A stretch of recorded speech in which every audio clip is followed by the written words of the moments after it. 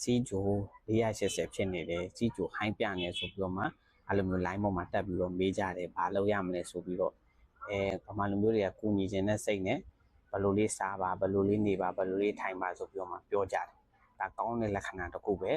ကောင်းပါတယ်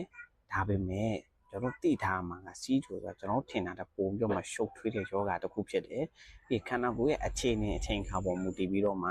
ဘယ်ဆေးတောက်တင်လဲဘယ်ဆေးမတောက်ရဘူးဒါမျိုးတွေဆုံးဖြတ်ချက်ချရတာဖြစ်တယ်အဲ့တော့အကောင်းဆုံးကတော့ကိုယ့်ကိုဆေးအတိုးလျှော်လုပ်မဲ့အစားနီးစပ်ရဆရာဝန်တယောက်နဲ့တေချာတိုင်းမြင်ပြီးတော့မှကိုယ်နဲ့ကိုက်နေတဲ့ဆေးကိုတောက်ပါလို့အကြံပေးခြင်းအဲ့လိုမဟုတ်ဘူးဆိုလို့ရှိရင်ကိုယ့်ကိုဆေးတွေတိုးတောက်လိုက်မယ်စီးချိုတွေကြာသွားမယ်တက်တာဆိုဆေးတွေပြန်လျှော့ပြန်တော့စီးချိုပြန်တက်လာပြန်ရောအဲ့လိုနဲ့တက်လိုက်ကြလိုက်နေစီးချိုမထိန်းတဲ့လူသားတွေကိုယ်ပတ်ဝန်းကျင်မှာအများကြီးတွေ့နေရတယ်ရေရှည်မှာဘာဖြစ်လာမလဲခန္ဓာကိုယ်ရဲ့အစိတ်ပိုင်းတွေဖြစ်တဲ့ကြောက်ကတ်တွေနှလုံးတွေကထိခိုက်ပျက်စီးမှုဘက်ကိုရောက်လာလိမ့်မယ်เนาะအထူးသဖြင့်တွေးကြောပြဿနာတွေတက်လာလိမ့်မယ်အဲ့တော့အကြံပေးနေတာကတော့နိစရာဆေးကမှာတေးသေးချာချာဆရာဝန်တယောက်နဲ့တေချာတိုင်ပင်ပြီးကုသပါလို့အကြံပေးခြင်းပါတယ်စီးချိုကောင်းမှုပြီးတော့ကျမ်းမာတန်ဆွမ်းတဲ့ဘဝပိုင်ဆိုင်ပါစေလို့ဆုတောင်းပေးလိုက်ပါတယ်